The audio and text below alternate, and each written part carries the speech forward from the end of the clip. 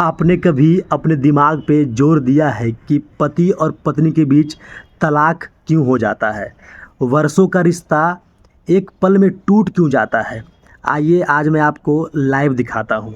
अपने कान और आँख को खोल लीजिएगा, ज़रा गौर से मेरी बातों को समझिएगा आप। इस पौधे को देखिए, समझिए कि एक पूरा ख़ानदान है एक परिवार का, और इसमें जो है ये पत्ती है, समझिए ये वाइफ है, और ये जो तना है समझिए हस्बैंड है, और इसके बीच का जो जुड़ाव है ये जो देख रहे हैं आप, ये पेटियोल है, पर्णविरत इसे कहते हैं, समझिए प्यार है।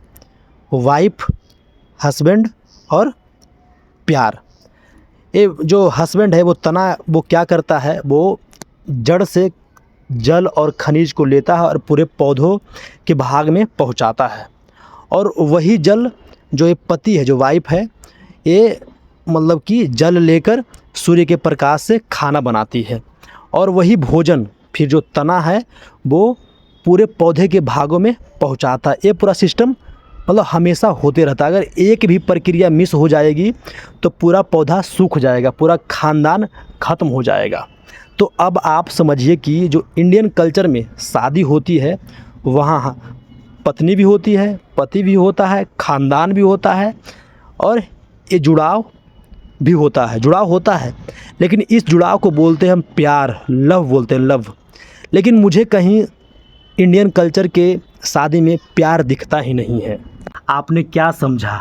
हमारे यहाँ जो शादियाँ होती है उसमें पत्नी भी होती है, पति भी होता है, ख़ानदान भी होता है, और वो जुड़ाव जो पेटियोल है, पर्णविरत, जो पौधे में दिखाया था मैंने, वो जुड़ाव भी होता है। लेकिन उस जुड़ाव का नाम होता है हमारे यहाँ शादियों में सुविधा।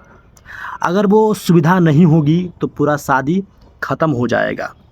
लेकिन जो पेड़ पौधे उनमें बहुत ईमानदारी होती है, वो उसे सुविधा नहीं समझते हैं, वो उसे कर्तव्य समझते हैं। अगर हमारे यहाँ जो शादियाँ होती है उनमें वो जो जुड़ाव है, जो पेटियोल है, वो सुविधा से हटकर अगर वो प्यार में बदल जाए तो फिर शादियाँ टूटेगी नहीं।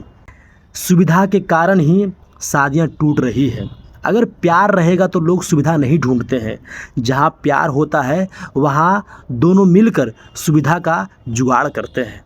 जो मुझे समझ में आया वो मैंने आपको समझाने का प्रयास किया। अगर कुछ छूट गया होगा तो आप मुझसे बड़े हैं, बुजुर्ग हैं, आप कमेंट में वो चीज़ बता सकते हैं।